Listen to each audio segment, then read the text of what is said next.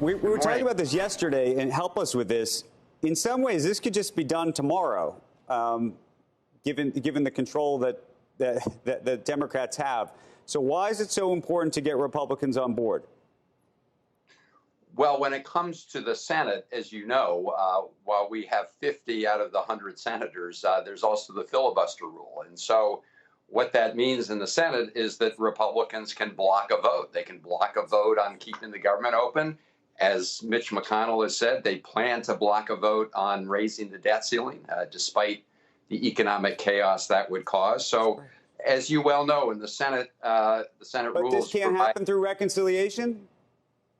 What's that? This can't happen through reconciliation?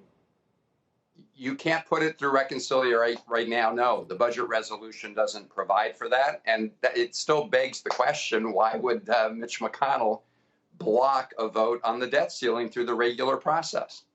You can't raise the debt ceiling through reconciliation, Senator? Someone told me that we decided that was possible.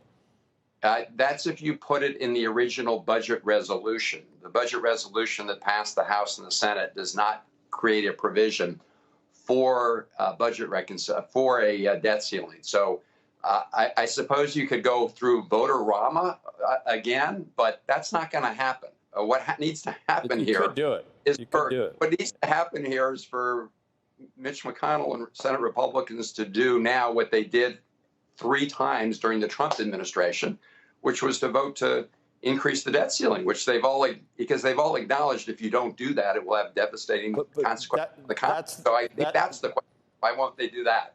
That's their way of trying to make sure that the $3.5 trillion doesn't happen. They are, that's not. I heard Nancy Pelosi say there's a lot of bipartisan stuff in that bill that they don't want that to go through. And the Journal has a piece today. It's really $5 to $5.5 trillion if you take away all the sleight of hand. And if they don't raise the debt ceiling, that's a way that they can stop that. But if you don't tie it to that, then you can do it.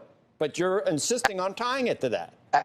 Two things, Joe. As you well know, the debt ceiling is raised to pay the bills that are already due and owing. Lots of things that Senate Republicans voted for in December and in the CARES Act.